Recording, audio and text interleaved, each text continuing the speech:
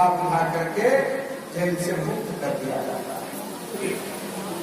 थोड़ा सा वही इतना छोटा मिला उसी तरह और प्रभु परमात्मा ने भर करके नीचे से पापों को क्षमा करके करके नदी किनारे में उसको बहुत जोर से उसका इतना ताकत है उतना जो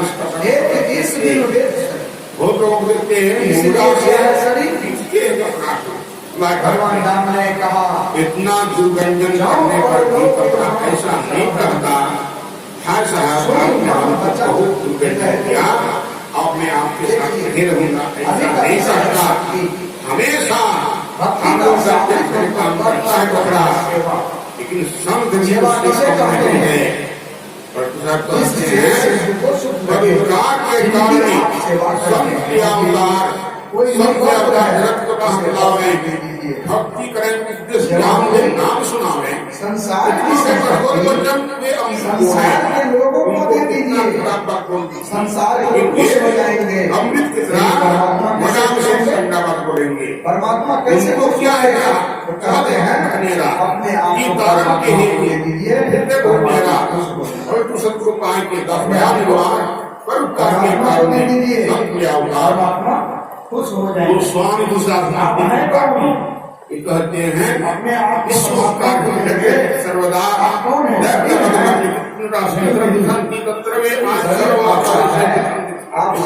नहीं है। संत का हृदय चंचल रहता है हमेशा ईश्वर से कैसे जीवन को सोचते इस शरीर में ऐसे महापुरुष बन जाता है। भगवान कृष्ण कहते हैं क्षेत्र और महाविष्णु महेश शरीर में स्वामी कौन है? आप कौन है? बन जाता है। एक कथा है यही आप शरीर से निकलती है। आगे आगे पीछे पार्वती जाने सत्संग करने गए थे। पार्वती सुनने लगी सही में इसको मैं छत पर टहल रहा बोलने लगी आपको प्रणाम करते हैं आप जमीन को प्रणाम करें।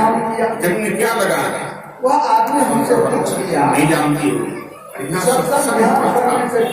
पहुंचे वे संत आए थे सब भगवान यहाँ आए थे सब देवी देवी यहाँ आई इसलिए यहाँ का व्यक्ति उनसे परिपूर्ण हो गई है इसलिए प्रणाम करता हूँ इसलिए लगाता हूँ। फिर वहां से आगे बढ़े देखते रहा और एक बात बताइए पार्वती आप करते क्या है? होने वाला है इस उदय हो गया है। यहाँ भी पहुंचे हुए संत आएंगे सब भगवान यहाँ आएंगे सब देव आएंगे हम नहीं मिलती आप लोगों से आप नौकरी क्यों करते हैं? से खेती क्यों करते हैं? को जानते हैं साधु महात्मा संसार में जितने तरह के धंधे हैं ताकि हमारे घर का मिट्टी क्या होता है? पैसा का होता है। शुरू में यही की बड़ी बड़ी हार पैसा क्यों कमाना चाहते हैं? संत भगवान का अंतर निरंतर नहीं रखने की अच्छी व्यवस्था संत भगवान में अंतर नहीं है पैसा हित नहीं है ना। ऐसे संतों का जो आवाहन करते हैं संत लोग सुष्ट रूप से वहाँ पहुँच जाते हैं जहाँ संत पहुँचेंगे वहाँ गाय दुश्मन वहाँ नहीं रहे भूत प्रेत वहाँ नहीं रहे पकड़ा पड़ता है इसलिए जहाँ सत्संग होगा वहाँ देवताओं का वास होगा वहाँ उन्नति तरक्की होगी व्यवस्था क्यों करते हैं? जीने के लिए जीते क्यों? भगवान राम पूजा करते थे व्यवस्था करते हैं जीने के लिए आप जीते क्यों हैं? भोरे भोरे गया गाने के लिए तो शनि महाराज हटा गया देरी क्यों करते हैं? तुम्हारे माता हमारे पति जो सवेरे फिर उसके माता पर बैठते हनुमान कहते हैं नहीं कीजिए हम भगवान के काम से आए हैं आप भक्ति करते हैं भगवान को 24 घंटा देंगे, कितना समय तब लगाते हम हैं लोग भक्ति में? कहेंगे, तब हमारे ध्यान कितने घंटे तक करते हैं भक्ति कितने घंटे तक हमारा करते फर्ज हैं? क्या है? कहेंगे बाबा हम बैठ पे करेंगे। आपके शरीर का क्या नहीं, बोलिए? माना तो क्योंकि पल का कपाट में पाठ बैठ गया। गया तो हनुमान ने क्या किया? पर का कहा उनके ऊपर में रख दिया। आपके शरीर का क्या बनेगा? कहते हैं, हनुमान जी हटाइए कि नहीं, हमारा मतलब क्या है? जो हमारे सर पर बैठेगा, उसके ऊपर में हमारे प्रभु की हम नहीं हटा सकते। जब जैसे आपकी प्रतिज्ञा से अपनी प्रतिज्ञा हमारा प्रतिज्ञा है, 6 महीना का हटाइए तो मर जाऊंगा मैं। हमारे जाने के सत्य बाद कीजिए, चमड़ा से आज जो सत्संग करेगा उसके माथे पर नहीं उसके बाल का बरस बनता है। कबूल कीजिए, कबूल किया उसको तो सत्संग करेगा, प्राणी खाकर अब नहीं बचेगा, उससे निकट में नहीं जाऊंगा। हड्डी बन इसलिए जाती है, सत्संग करेंगे, हड्डी वाला चूर्ण बीच उनके करके ले पास जाता स्वामी है, महाराज नहीं आएंगे, मशीन में डाल आप करके संसद रहेंगे। तरह से बोली प्रेम से गुरु महाराज की जय। तरह के खाद इसलिए बनाते कहते हैं, हैं, खाद को मुख पेट में मंगल देते में हैं, संत समाज, कई गुना उपज लाते जो हैं। जग जंगम तीर्थ राजो, हुआ संतों का समाज आनंद कल्याणमय है। ये चलता फिरता तीसरा सभी है। घर में उसी का गोबर से चोखा लगाते हैं। कितने तीर्थों का नाम सुनते हैं, पशु सभी तीर्थों में ताजा से सत्संग। बड़े भगवान उसको और तीर्थों में जाइए, क्या मिलेगा? गोबर काम में आएगा। सबसे बड़ा तीर्थ अभी कहाँ है? इलाहाबाद। इमरजेंसी में अगर इसी गोबर से चोखा हाँ, लगा गंगा जमुना का मिलन देवता को नहीं छोड़ के भागता है। छूट के छूट वहां लोग जाते हैं नहाने के लिए। आपके चमड़े का क्या बनेगा? वहां स्नान करने से इस हड्डी का क्या बनेगा? छुआ गए तो 10 बार स्नान करने वाले वहां देखते हैं अलग अलग जल दिखा पड़ता है। ये गंगा का है, ये यमुना का है। आपके जीवन का मुझे लगता है त्रिवेणी, आपसे त्रिवेणी अंदर अंदर होती, प्लास्टिक का वो प्रकट नहीं है। बहुत आदमी कहते हैं, बहुत बड़ा आदमी, बहुत जो लोग स्नान करते हैं उनका पाप धुलाता है, नहीं धुलाता है। वो स्नान के हुए जाने भगवान बड़ा जाने, आदमी अगर मर जाए है ना? उसको ले जाइए लेकिन तीन धरा की बात आई है। वो सब लिखते हैं, यहाँ भी तीन धरा लिखते हैं, राम भक्त सब सही ब्रह्म विचार प्रचारा। सत्यनारायण के बारे में जो कहीं जाके समझाया जाता है, ये गंगा की धारा है। ले जाइए निर्गुण निराकार ब्रह्म के बारे में जो कही जाती है, ये धारा है। लेकिन फिर कहते हैं, विधि निषेध मैं कलिमर हरानी, कर्म कथा करानी। कर्तव्य कर्तव्य के बारे में जो कही जाती है, ये गुना की बात है। सभी लोग तीन धारा हम लोगों ने सुना। जी दिन की बात मुड़ जाने से कर्तव्य और कर्तव्य क्या है? यहाँ कहते हैं, झूठ झूठी नशा हिंसा सूरदास जी महाराज और बेदिया, इन पंचपापों से मनुष्य को अलग रखना चाहिए। ये निषेध कर्म है, इसे मना करते हैं। इसको करने से महात्मा में चले जाएंगे, महात्मा में चले जाएंगे। इसलिए इन पंचपापों को छोड़ दो। विधि कर्म क्या है? हम रोज पर करते हैं, ये ईश्वर पर अचल विश्वास। ऐसा विश्वास कीजिए, आपका विश्वास वहां से हटे नहीं। इस भगवान का गुरु आपको विश्वास कराते हैं, उसको छोड़ करके दूसरे देवी देव के पास नहीं जाइए, दूसरे भगवान के पास नहीं जाइए। एक ईश्वर पर अचल विश्वास, उसको कहते हैं अचल। फिर कहते हैं पूर्ण भरोसा कीजिए उन पर। वो परमात्मा कहाँ प्राप्त होंगे? अपने शरीर के अंदर प्राप्त होंगे, इसका विश्वास कीजिए। सदगुरु की निष्कपट सेवा और रोज सत्संग कीजिए और गुरु से जुट लेकर के तीनों टाइम ध्यान अभ्यास कीजिए। ये विधि कर्म है। इन कर्म करने से आप महान सुख में रख के ले जाएंगे, इसलिए करना चाहिए। ये तीन धारा की बात उन्होंने सुना, ये सुनी सुनाई ये बात। ऋषियों ने कहा धारा है। ऋषि लिखते हैं इरा भगवती गंगा अपिगला यमुना नदी इरा पिंगल मध्य सुषुम्ना जो सरस्वती, ये दोनों आंखों को गंगा यमुना कहा गया है। इसको इगला पिंगला भी कहते हैं। ये दोनों के बीच में ये त्रिवेणी है, सरस्वती नदी है।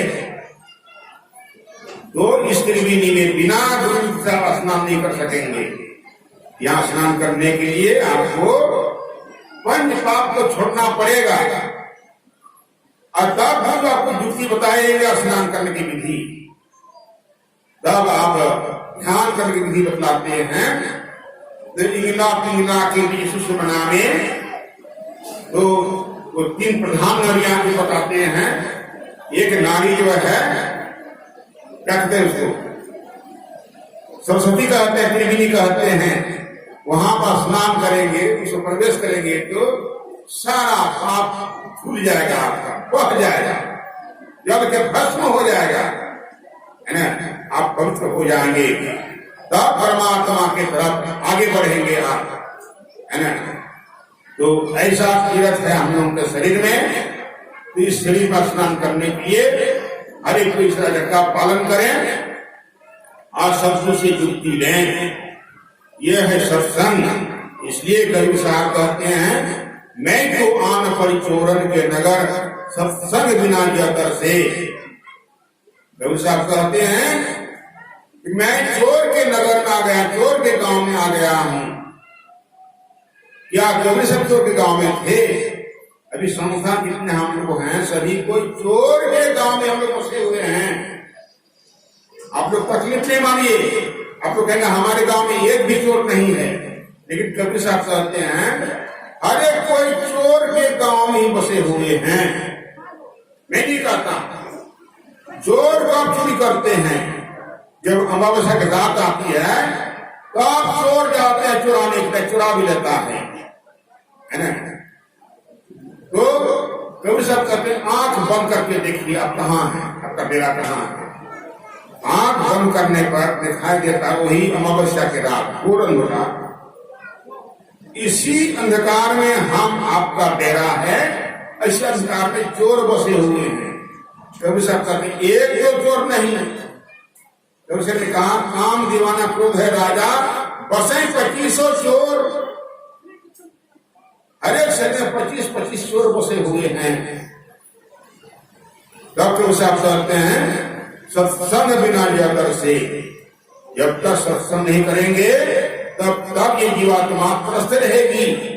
ये कब से त्रस्त नहीं है, जब संसार सृष्टि हुई है तभी से त्रस्त नहीं है। कहीं जीवन में अगर सत्संग नहीं किया तो आगे जीवन में भी ये त्रस्त रहेगी। इसलिए कबीर साहब कहते हैं सत्संग में लाभ बहुत है, बहुत लाभ है। क्या लाभ है? अगर तुरंत मिलावे गुरु से, गुरु आपको मिल जाए आपका जीवन कल्याण हो जाएगा।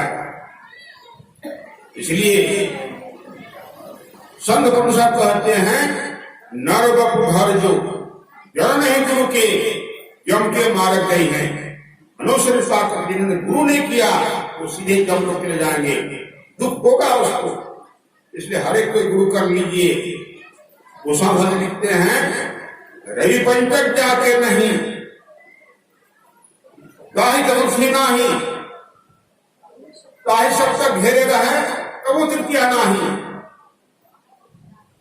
छोटी से शब्द है, आप गिनिए। रविवार से पश्चिमा दिन को दिन आता है, रवि सोम मंगल बुध बृहस्पति। बृहस्पति जी देवताओं के गुरु हैं, तो ये गुरु नहीं है कबू चतुर्थी नहीं।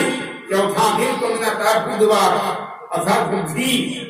कभी बुद्धि नहीं होगी, आपको ज्ञान नहीं होगा।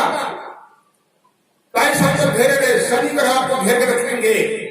कबो तृतीया नहीं, रविवार तेसरा दिन को दिन आता है, रवि सोम मंगल। कभी मंगल नहीं होगा आपको, अर्थात कल्याण नहीं होगा। इसलिए मानव शरीर का अवश्य कर लीजिए, है ना। कबीर साहब कहते हैं मूर्ख जन कोई सार न जाने सत्संग नहीं पढ़ सकते। मूर्ख लोग साथ नहीं जानते हैं कि सत्संग अमृत की वर्षा होती है। कोई नया दिन आए होंगे और सोचते होंगे ये लोग कहते हैं कि अमृत की बरसात कहाँ हो रही है। अरे बारिश हो रही है, आपको देखने की क्षमता नहीं है, समझदारी नहीं है आपको, लेकिन बारिश तो हो रही है। अरे अमृत किसको कहते हैं? सत्संग आगे समझिए अमृत क्या है। भक्त महापुराण में कथा आई है, नैनी सारंग में सब ऋषि वहां बैठे हुए थे, उनके साथ में और ऋषि लोग बैठे थे। वहां सूर्य महाराज आ गए, वे आए तो सभी ऋषि लोग खड़े होकर के सूर्य महाराज को प्रणाम किए और कहने लगे कि मुनिवर हम लोग क्या हो भाग्य है, आपने यहाँ आकर के हम लोग को दर्शन दिए। सभी ने विनती की कि मुनिवर आप हम लोग के बीच में ऐसा उपदेश दे ताकि आपके उपदेश के प्रभाव से हम लोगों को भगवान की प्राप्ति हो जाए। तो सूर्य महाराज कहते हैं मैं विस्मय कथा सुनाऊंगा जबकि सुखदेव मुनि ने राजा पृष्ठ को सुनाए थे। तो सूर्य महाराज कथा प्रारंभ करते हैं, कहते जब सुखदेव मुनि कथा सुनाने पे आ गए, राजा परीक्षित भी अपने साथियों के साथ प्रजाओं के साथ कथा श्रवण के लिए आ गए। सुखदेव मुनि व्यास गति पर विराजमान हो गए, राजा परीक्षित भी अपने साथियों के साथ प्रजाओं के साथ यथास्थान पर कथा श्रवण के लिए बैठ गए। अब कथा शुरू होने ही वाली थी, तब तक क्या होता है, स्वर्ग से देवता लोग आ जाते हैं और सुखदेव मुनि से कहने लगे कि मुनिवर हम लोग स्वर्ग से एक कलश अमृत लाए हैं, इस कलश के